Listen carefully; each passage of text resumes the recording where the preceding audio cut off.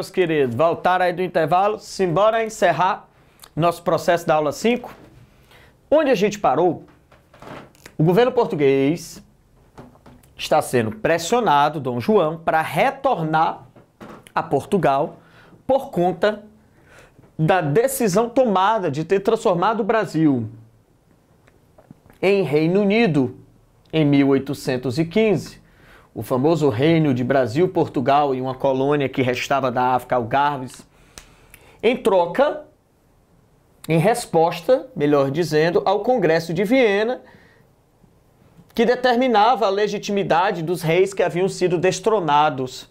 E como Dom João tinha vindo para cá, preferiu transformar o Brasil em Reino Unido para não ter que tomar a decisão de ser substituído e quem ficaria no Brasil se ele fosse. Nem ele sabia quem ia substituí-lo lá em Portugal, nem no Brasil. Então eleva o Brasil à condição de Reino Unido e ganha um tempo. Isso provocou a mudança de perfil tributário no país, que provocou a reação do Nordeste com a insurreição pernambucana, e lá em Portugal, a burguesia portuguesa, uma classe de militares e vários descontentes com a decisão de Dom João e com o fato de eles estarem sob domínio da Inglaterra, se levantam na Revolução Liberal do Porto em 1820, também chamada em alguns autores por vintismo, por conta da data. Eles exigem o retorno de Dom João e, se não for feito, eles fariam um outro modelo político e Dom João perderia o trono. Dom João, então, precisa ir embora de forma extremamente rápida. Então ele decide retornar, volta com Carlota, Miguel, seu segundo filho, mais as filhas, e deixa no Brasil Dom Pedro. O anúncio do retorno de Dom João, que vai esvaziar os cofres do Banco do Brasil, é notório que ele está indo embora, não tem como esconder isso por muito tempo, vai fazer com que comece a ser montado no Brasil um grupo político que tem intenção de fazer a independência na saída de Dom João, tá? E esse grupo, que vai, inclusive, montar a Sociedade Secreta da Maçonaria, no Rio de Janeiro, começa a se mobilizar de como eles poderiam ascender ao poder na saída de Dom João. Lembra que eu falei para vocês que Dom João, ele pagava por informação, né? E ele soube que estava sendo montado esse grupo com a intencionalidade de tomar o poder na saída dele. Então ele fez o que ninguém esperava. Ele chamou parte dessa maçonaria, de quem ele sabia que estava sendo montada, e fez uma proposta. Se eles aceitassem montar a maçonaria com a autorização de Dom João ia nomeá-los como membros influentes da nova corte, com uma condição: eles colocarem Dom Pedro I como grão-mestre, como chefe, como líder dessa sociedade, e que a missão dele seja proteger politicamente a administração que Dom Pedro vai exercer no país. E assim foi feito. Esse grupo, que se divide, porque uma parte dele ainda quer, uma parte dele faz parte de um grupo liberal radical que pensa até em uma possível república, mas pensa em romper os laços com os portugueses, aceita a condição inicialmente de se apoiar Dom Pedro I. Dom João volta, o retorno não é um retorno de braços abertos, ele não é recebido com pompas, ao contrário, foi recebido pelas tropas militares já no Porto, e ao desembarcar foi entregue um documento, o documento estava em branco, só tinha um espaço para assinatura e um pequeno texto dizendo que ele concordava, concordo que, e o local disse assinar, que Dom João, se não assinasse, não podia desembarcar. Dom João assina esse documento, que depois ele descobre que é a Constituição.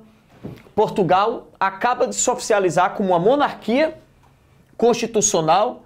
Dom João é um rei com bem menos poderes. Deixar claro, porque isso vai ser importante na aula de primeiro reinado, que Carlota Joaquina não assinou esse documento, não concordou, mas naquele momento o mais importante era Dom João e não ela. Mas isso vai ter consequências, tá?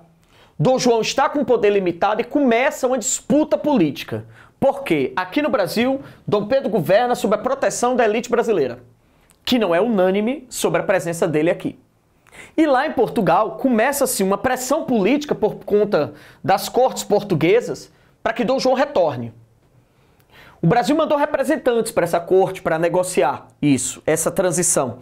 Então existia um partido brasileiro, uma representação política brasileira lá nas cortes de Lisboa, que quer que o Brasil volte à condição de colônia, que querem que seja desfeito o acordo de elevação a Reino Unido, uma nova cerimônia anulando a transformação do Brasil em Reino Unido, que Dom Pedro retorne a Portugal e que assuma o seu posto de príncipe herdeiro.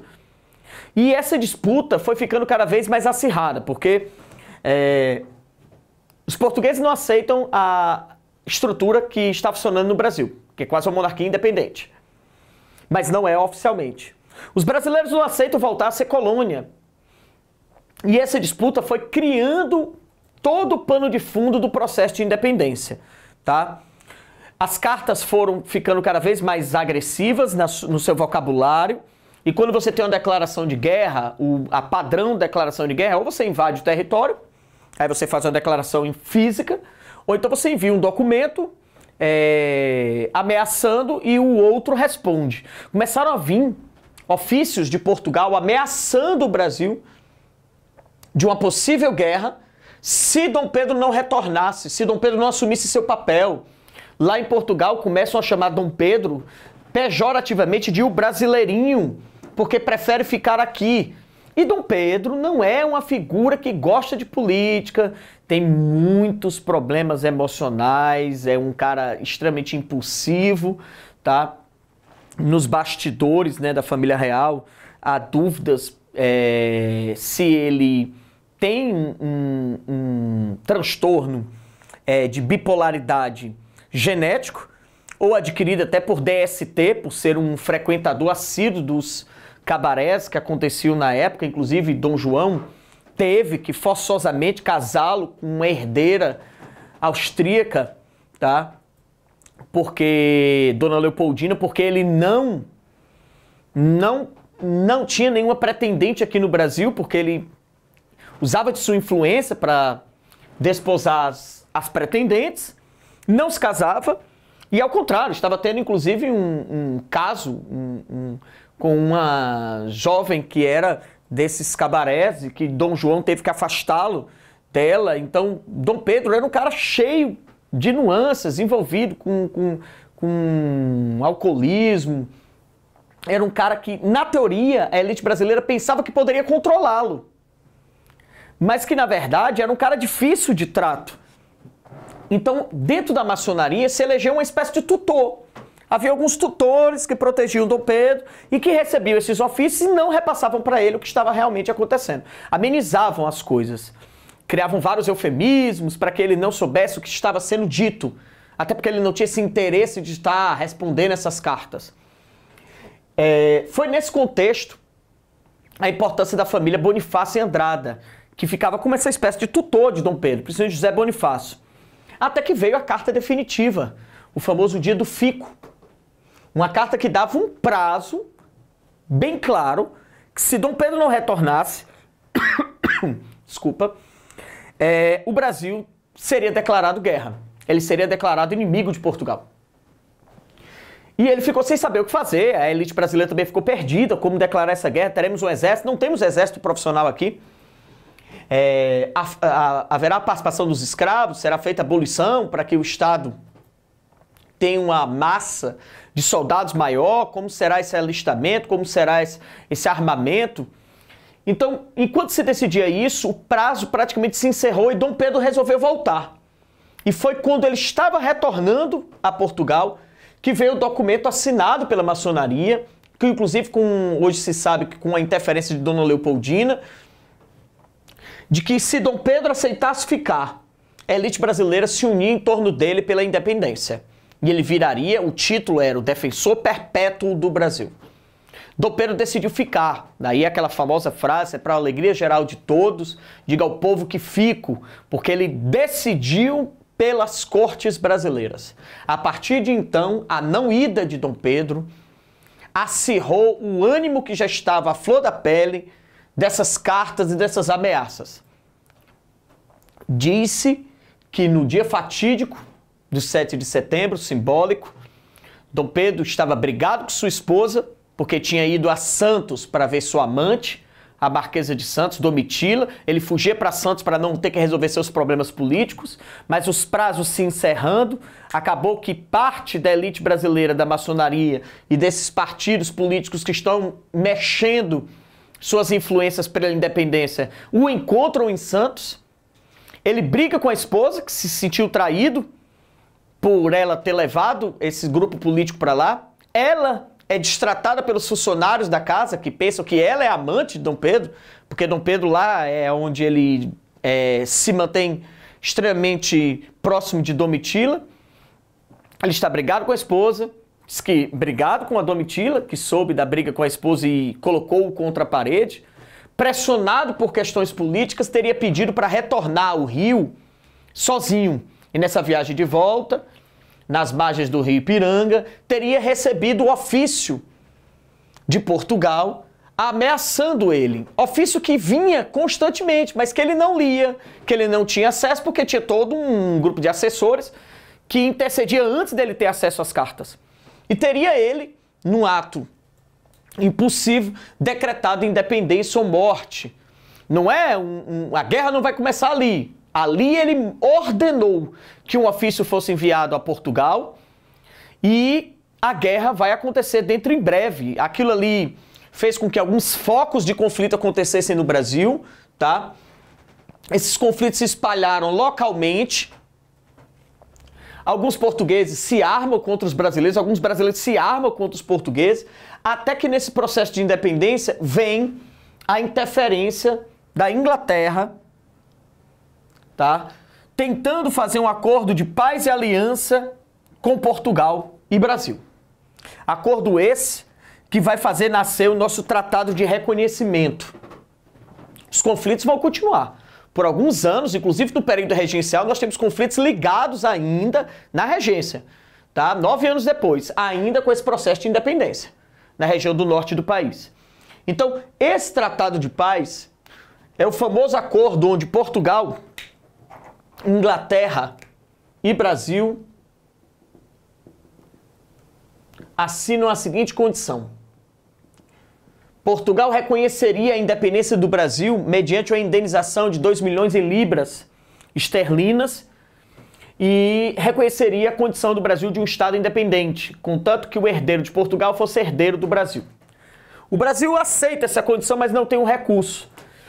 A Inglaterra teria fornecido os recursos, o dinheiro para isso. O Brasil paga esse dinheiro, esse valor, a Portugal, que dá à Inglaterra como pagamento de parte da dívida que tem. E o Brasil contrai então a dívida com a Inglaterra e consegue oficialmente o acordo de reconhecimento por Portugal. Mas a Inglaterra também exige uma condição para reconhecer a independência do Brasil. Ela quer que aqueles tratados que a gente falou na primeira parte da nossa aula, de comércio e navegação, que permitia a ela taxas alfandegárias mais baixas. Ela quer que aqueles tratados de aliança e amizade, que permitia o Porto Livre em Santa Catarina, e a condição de que a justiça britânica tem próprio juiz aqui, sejam mantidas por 15 anos. E quer um acordo de que em até 15 anos o Brasil definitivamente resolva a questão da escravidão e promova a abolição. Que a Inglaterra já está interessada nos mercados que podem ser abertos na África e no Brasil com o processo abolicionista, porque ela já está num processo industrial. Nós já estamos aqui no século XIX, a industrialização começou no final do século XVII na Inglaterra. Então, o Brasil se comprometeu, a Inglaterra reconhece a nossa independência, contraímos uma dívida, já nascemos com essa dívida, protegido Dom Pedro pela elite brasileira, e ele vai entrar em choque com ela logo no começo do seu novo mandato, agora independente, tá? A França, por ter dentro da família real portuguesa, herança francesa e a rainha austríaca, também ganham acordos de benefício comercial para o reconhecimento da independência brasileira. A América Latina via o Brasil com olhos bem estranhos, porque a América Latina passou por um processo de independência no mesmo contexto de tempo. Porém, a América Latina viraram repúblicas e o fizeram através de guerras. O Brasil teve conflitos locais, mas foi através do método político, de um arranjo político e principalmente através de um modelo de monarquia, do qual o rei será herdeiro do rei do qual expulsamos, a mesma família no poder. Ficou bastante questionável a independência brasileira pela visão das repúblicas recém-independentes da América Latina, com exceção dos Estados Unidos, que alegando a doutrina Monroe e que já vivia um momento de distanciar-se das relações com a Europa, politicamente falando, buscavam autonomia. Os americanos reconhecem a independência do Brasil sem pedir nenhuma vantagem, tentando também se aproximar comercialmente, politicamente dessa nova nação, tá? É isso aí, a gente se encontra na nossa próxima aula. Um abraço, valeu, jovens!